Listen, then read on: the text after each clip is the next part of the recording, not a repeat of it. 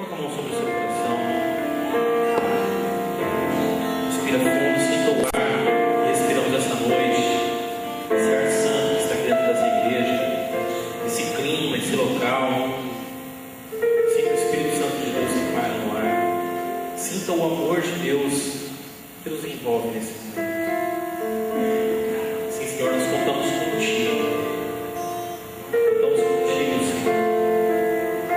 E sabemos que em Ti nós não vacilamos, porque o Senhor é a nossa segurança. Porque em Ti confiamos. Confiamos no Seu amor, Senhor. E sabemos que o Seu amor move-se e faz mover-nos também. Sinta o amor de Deus nesse momento. Deixa Deus falar plenamente no seu coração. E nesse momento, Deus fala para você: meu filho, minha filha, eu te amo. Eu te amo. Esta noite, esta canção, tudo aqui é por amor a você. Tudo é por amor a você. Então, lá maior. Ninguém te ama como eu. Ninguém te ama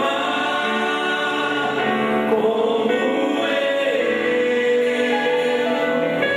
Olhe pra cruz, foi por ti porque eu te amo.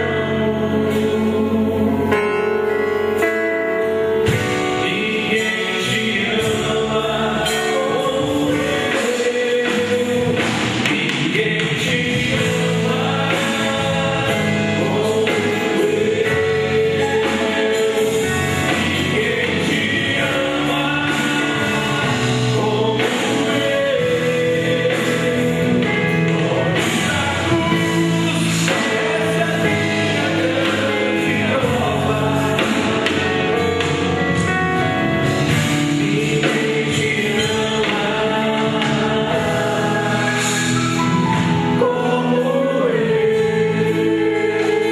Mas por isso vamos nos assentando nesse momento para ouvir um pouco da palavra de Deus.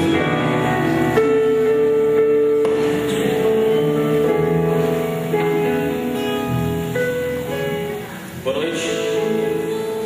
Boa noite, pessoal. Boa noite, convidados.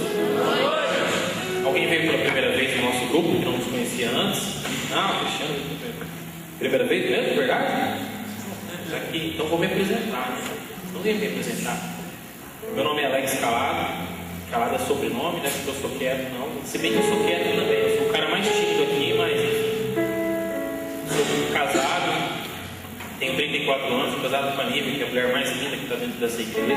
As outras também são bonitas, mas ela é mais, né? Pra mim. E é claro que ela é a mulher mais apaixonada também, porque eu sou o cara mais bonito aqui dentro dessa igreja. Eu tenho boa perspectiva sobre mim mesmo, tá bom? Gente, nessa noite eu quero convidar a todos a experimentar esse amor de Deus. Eu quis mudar a música, jogar para o amor de Deus, porque eu vim falar sobre isso. O tema da pregação hoje é: eu quero um amor maior. Eu quero um amor maior. E é claro, é óbvio, eu estou falando sobre o amor de Deus. Esse tema refere-se ao amor de Deus. Eu quero um amor maior. Eu acho que estou deslocado aqui com relação a vocês. A maioria está para cá. Atrapalha a câmera, eu não. Vou mudar para cá também.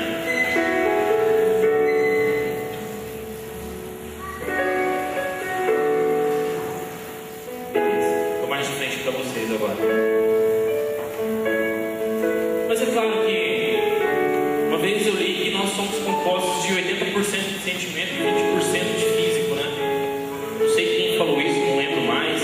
A psicologia explica, né? É o nosso psicólogo. Mas eu não peguei conselho nenhum com ele para falar isso. Uma vez eu vi isso na internet. Mas nós somos compostos em grande parte por sentimento. E em nossa vida nós temos, é claro, nós amamos muita coisa e nós sentimos amor por muitas outras pessoas, enfim. Nós temos vários amores em nossa vida. E o primeiro amor que a gente encontra, é claro, é o de mãe. Né? Porque a gente sente esse amor mesmo antes de nascer. E hoje é festa do Sagrado Coração de Maria, né? Então, Imaculado Coração de Maria, é isso? E Maria, Jesus, quando estava na barriga dela, sentiu o primeiro amor dela. Claro que ele era Deus, ele veio de Deus, ele foi concebido pelo Espírito Santo. Mas da mesma forma a gente também.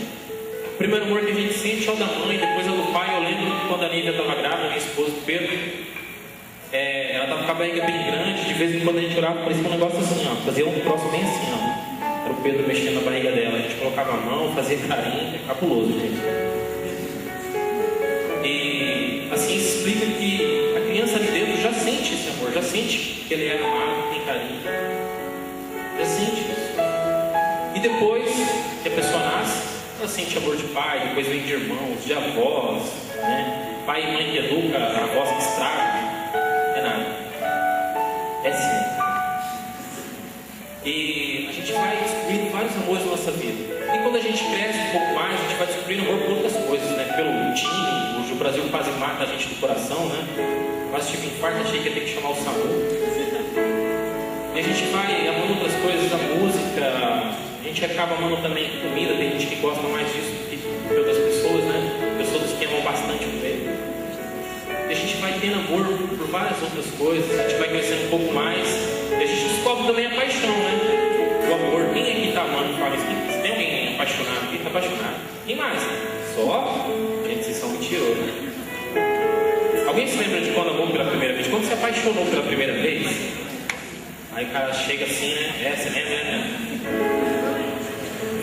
Sabe aquele momento que o cara se apaixonou pela primeira vez, ele chega no quarto assim e fala, eu amo uma fulana. Ele fala, não gosta, eu amo, cara. Isso é paixão, isso é amor. E a moça é a mesma coisa, né? É bom e é ruim, porque geralmente na primeira paixão a gente só se decepciona, só se lasca, né? Geralmente, só se perde. Enfim, a gente tem vários amores. O amor de família, o amor de pai e de mãe, às vezes ele pode até decepcionar a gente, como acontece muitas vezes. Essa semana mesmo eu acompanhei o caso de um filho que bateu no pai. O pai ficou bêbado, ficou meio alterado, e o filho não teve paciência com o pai e bateu no pai. Eu vi um caso desse bem próximo ali do meu convívio. Eu vi um caso desse. E às vezes o amor de pai e de mãe, o amor de família, que é um amor primordial, às vezes pode nos decepcionar. Eu espero que não seja esse o seu caso. Quanto mais outros tipos de amores, pelo time mesmo, de repente o Brasil não passa na próxima fase, já pensou que decepção. Enfim, outros então, muito mais ainda podem nos decepcionar. Por tudo isso, por essa pequena reflexão que eu fiz de amores que a gente tem na vida, tudo me leva a querer, a almejar, a objetivar, a querer cada vez mais um amor maior.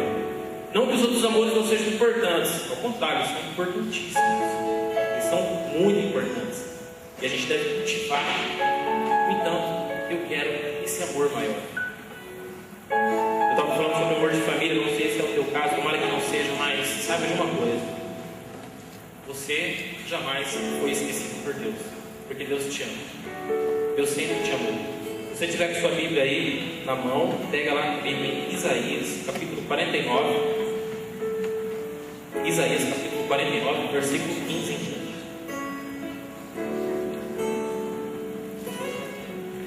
Procure aí no seu smartphone.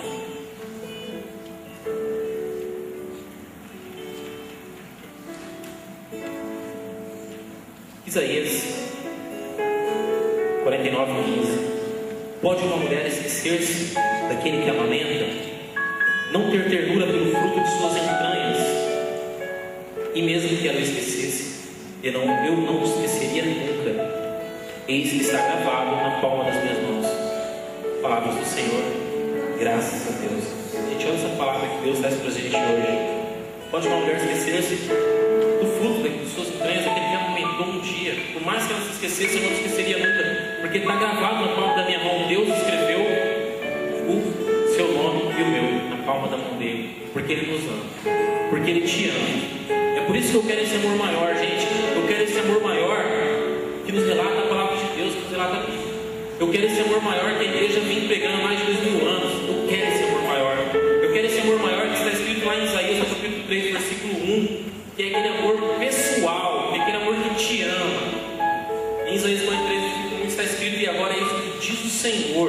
aquele que te criou, aquele que te formou, aquele que te criou, aquele que te formou, porque nós somos criados por Deus, nós somos obra de Deus, obra das mãos dele. Nada temas, eu te resgato, eu te chamo pelo nome, és meu. Deus nos conhece intimamente. Meus irmãos, eu quero esse amor maior, eu quero um amor misericordioso, eu quero um amor disposto a me perdoar mesmo quando eu esteja errado, eu quero um amor disposto a me acolher, mesmo que às vezes eu esteja distante, como aquele amor do Pai misericordioso, lá da parábola do filho pródigo, em que o filho, quando voltou para casa, mesmo dando tudo errado, mesmo tendo feito o que ele fez, o pai não pensou duas vezes, correu ao encontro do filho, passou sobre o seu pescoço, abraçou, beijou e restituiu sua dignidade. Eu quero esse amor maior. Meus irmãos, eu quero um amor que não seja passageiro, como aquela primeira paixão, como aquele primeiro amor da gente.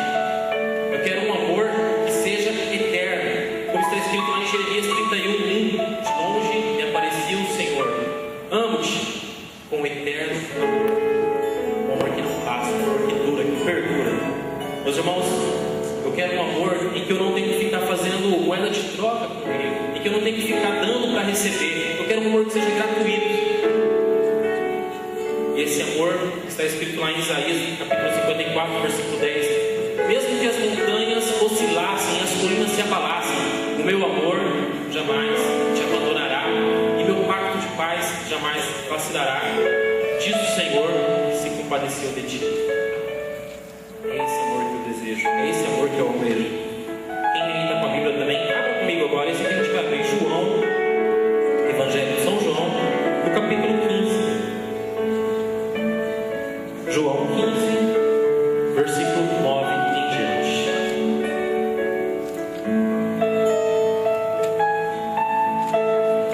João 15, do 9 em diante. Meus irmãos, esse amor de Deus, ele tudo realiza, ele tudo pode. O amor de Deus, ele é constante, ele é uma força constante, ele não é algo parado. O amor de Deus, ele movimenta e faz nos mover, é o amor de Deus que nos envolve. E quando o amor de Deus ele se move em nosso meio, transforma vidas, levanta quem está caído, resgata o que estava perdido. É esse amor de Deus que nos faz, que mantém esse ministério em pé por mais de 20 anos e vai manter em pé por muitos e muitos anos. É esse amor de Deus que vem ao nosso encontro, que nos resgata, que nos restaura, que nos põe de pé, que faz com que pessoas que estavam fazendo algo errado comecem a fazer o correto, optem pela honestidade, que faz com que homens e mulheres se tornem homens e mulheres de bem.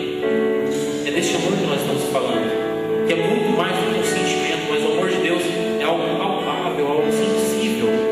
Nós podemos ver pela transformação de vidas, nós podemos ver pela obra de um ministério. E é esse amor de Deus que nós podemos ler no Evangelho, em João capítulo 15, nós vamos pegar aqui do 9 em diante.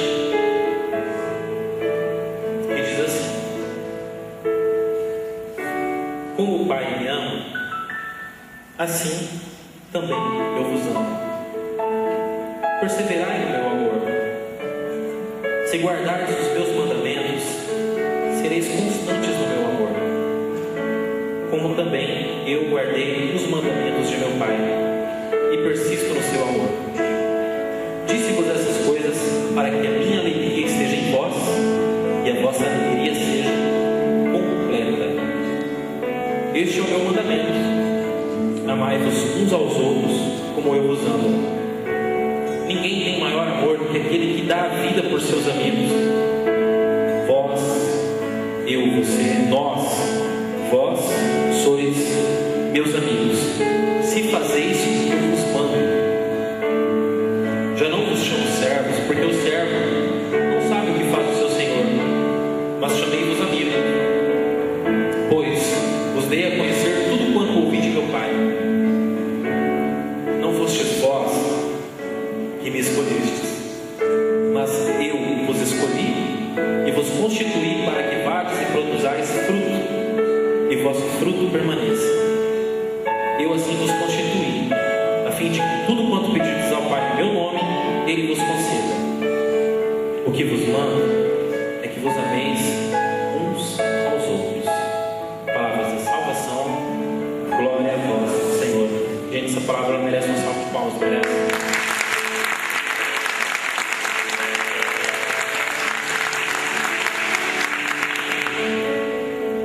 Quem deseja ter uma alegria completa, levanta a mão. Só quem deseja.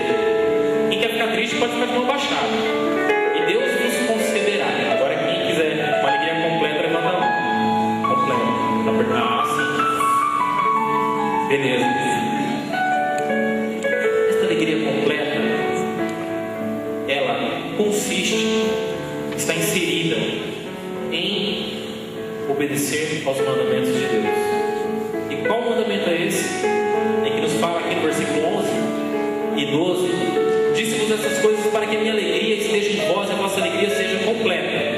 Este é o meu mandamento: amai-vos uns aos outros, como eu vos amei. Como eu vos amo. Como eu vos amo. Isto é, continuo amando. Irmãos, amados, tendo nós, uma vez que nós fomos amados até a morte, e morte de cruz, respondamos a esse amor, amando-nos uns aos outros. Eu quero que você repita comigo. Fala teu nome agora, Alex. Bata no peito assim, Alex. Fala teu nome. Uma vez que você foi amado até a morte, e morte de cruz, responda a esse amor, amando aos seus irmãos. Repita isso para que fique gravado no teu coração, Alex. Uma vez que você foi amado até a morte, e morte de cruz, responda a esse amor, amando os seus irmãos. Meus irmãos, é isso. Eu quero esse amor maior. Eu quero responder a Deus, porque eu quero essa alegria completa. Ele é a fonte da nossa alegria. Eu quero esse amor maior que é capaz de morrer por mim. Se nós formos percorrer a história, e a história nos narra esse sacrifício de amor feito por nós, ela nos narra um grande exemplo de amor, mas um amor de entrega total, sem segurar nada para si. O amor que tudo deu para que nós pudéssemos ser salvos. A história nos narra um grande sacrifício de amor, a grande oferta de amor, para que nós pudéssemos alcançar a salvação, para que nossos pecados fossem remitidos. Mas, antes mesmo de chegar na história de Cristo, de sua morte e paixão, eu quero voltar um pouco mais na história, um pouco mais, e chegar até lá em Gênesis, capítulo 21, 22, em que fala sobre a história lá de Abraão com Isaac. Não sei se vocês ainda lembram dessa história ou não. Eu não vou pegar para ler, porque está um pouco grande, um pouco extenso. E hoje nós vamos adorar a Deus através do Santíssimo Sacramento. Mas Abraão, ele não tinha filhos porque sua mulher era estéril, Sara era estéril. E um dia ele contemplava as estrelas do céu e Deus falou para ele: olha, vou te dar filhos tão numerosos como as estrelas do céu. E ainda falou mais para ele: eles serão como a areia na praia, tão numerosos. Mas passou-se o tempo e nada aconteceu, e por mais que sua fé fosse grande, nada mudava. E como era de costume da época, ele precisava ter uma descendência. Sara, talvez no desespero, em um ato humano, chegou nele e falou assim: olha, como uma escrava, tem um filho com ela, porque de mim você não vai ter nada. E ele fez isso. E esse ato dele, ele teve um filho com ela porque Sara era estéril, sua esposa era estéril, mas a escrava não. Mas esse ato gerou muitos problemas depois eu até te convido a depois, em casa, pegar Gênesis, ali no capítulo 21, 22 em diante, depois você vai ler essa história com bastante calma na sua casa.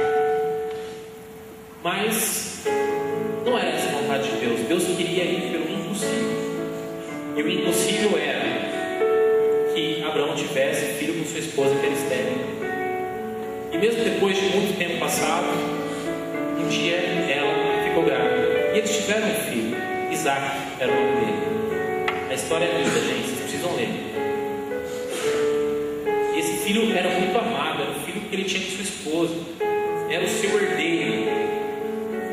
Deus estava cumprindo ali sua promessa de que ele teria uma geração, uma descendência bem numerosa. Então, quando o menino completa os seus 12 anos, Deus chega em Abraão e fala: Abraão, sacrifica o teu filho. E Abraão entendeu que não era apenas um ato de assim, como se fosse, não vou sacrificar, vou apenas fingir. Não, ele entendeu que era um sacrifício, como era de costume da época, e que eles pegavam um cordeiro, faziam lá o altar de sacrifício com a pedra, lenha, pegavam o cutelo, que era a faca pontuda, matava, sangrava até o final e queimava. Isso era o sacrifício. Imagine o coração do pai, tendo seu filho muito amado ali e ter que sacrificar ele. Abraão obedeceu a Deus. Conta Narcos, a palavra que ele acordou bem cedo, pegou seu filho, pegou lenha, pegou a faca, pegou a pedra de apitar para fazer o fogo e foi com seu filho. Eles começaram a subir um monte, porque o sacrifício seria um monte. Eles começam a caminhar e eu começo a imaginar o que se passava no coração de ambos. Até que o menino, que tinha seus 12 anos, era bem esperto, bem inteligente. E ele olha o seu pai e fala: pai, e ele fala: o que foi, meu filho? Ele fala: temos aqui a lenha, temos a faca, temos o fogo. Onde está o cordeiro? Eu imagino que Abraão deve ter se afastado um pouco do seu filho, acelerado o passo para que seu filho não visse seu rosto e a emoção que vinha à flor da pele. Ele falou para o seu filho: Deus proverá. Então eles chegaram no local. Abraão e seu filho prepararam o altar, dispuseram a lenha, prepararam o fogo. Isaac percebeu que ele era o sacrifício e não se vê mais reclamação nenhuma de Isaac, nem pergunta alguma. Ele entendeu que ele seria o sacrifício e ele mesmo sobe no altar, se põe sobre a lenha. Como era de costume amarrar o cordeiro, seu pai também amarrou sua mão. E quando ele foi desferir do golpe, Deus gritou com ele: Abraão, Abraão, não faça mal ao seu filho. Agora eu sei que você teme a Deus, que você me ama, que você não me negou nada, nem mesmo o seu único filho. E no mesmo momento eles olharam mais adiante e viram que havia um cordeiro preso entre os espinhos. Eles pegaram então aquele cordeiro que Deus proveu naquele momento e imolaram o cordeiro. O fato é, eu fui até essa história de Abraão, porque o fato é que essa pergunta de Isaac ficou ecoando durante todo o Antigo Testamento: aonde está o cordeiro? Aonde está o cordeiro? Vê se o João já está ok para mim. Vê se já está tudo certo lá. Aonde está o cordeiro? E se passaram os patriarcas, se passaram vários profetas, até que Isaías nos dá uma grande explicação. Aonde está o cordeiro, gente? E começa a falar: o cordeiro é aquele filho sofredor, é o servo sofredor, é aquele que seria esmagado por nossos pecados, é aquele que seria triturado, seria aquele homem das dores. Esse é o cordeiro que deveria ser sacrificado para a nossa salvação, que por suas chagas nós seríamos curados. Isaías começa a narrar e fala: o cordeiro é aquele que ficou desfigurado, aquele no qual a gente vira o rosto para não ver de tão hediondo que ficou a sua situação, de tão desfigurado ele estava. É aquele no qual se põe o braço sobre o olho e se vira o rosto para não se ver. Esse era o cordeiro. Passou Isaías e ainda assim a pergunta continuou ecoando: onde está o cordeiro? Até que chegou João Batista. Então Jesus passava, João Batista batizava as pessoas. Quando Jesus passou, o próprio Espírito Santo de Deus colocou no coração e na boca de João Batista, e ele apontou o dedo e falou: eis o Cordeiro de Deus, aquele que tira o pecado do mundo. Eis o Cordeiro de Deus, aquele que tira o pecado do mundo. Gente, era necessário o sacrifício para que nós pudéssemos ser salvos. E Jesus é esse Cordeiro que se dá por nós, mas Ele se dá por própria vontade, porque nos ama. A palavra de Deus nos fala, como nós acabamos de ler, não há maior amor do que aquele que dá a vida por seus amigos. Deus, Jesus, foi muito além. Ele foi muito além, porque Ele deu a vida não somente por seus amigos, por seus discípulos, mas Ele deu a vida por aqueles que haviam nascido antes dele, por aqueles que haviam nascido na sua época, e por aqueles que haviam nascido, viessem a nascer depois dele. Ele deu a vida por mim e por você. Ninguém tem amor maior do que aquele que dá a vida. Ele deu a vida por todos nós, inclusive por quem não gostava dele, inclusive por quem o crucificou. Talvez muitos de nós aqui tivéssemos a coragem de dar a vida por algum amigo querido, por um grande amigo. Talvez pelo melhor amigo a gente tivesse a coragem de dar a vida, de no caso de um tio entrar na frente para levar a bala. Mas por alguém que não gosta da gente, muito difícil a gente daria a vida. Jesus foi além. Jesus foi além porque o amor de Deus, ele excede o nosso conhecimento, ele excede o nosso amor. Porque o amor de Deus é transbordante. E quando Ele dá o seu amor, Ele dá o seu amor sem medidas. O sacrifício do Cordeiro, do Agnus Dei, o Cordeiro de Deus, foi por mim e foi por você. E exatamente por isso que Ele pode falar: ninguém te ama como eu, porque o amor dele é maior. Gente, eu quero esse amor maior. Alguém aqui quer esse amor maior de Deus? Não? Quem fala assim, eu quero.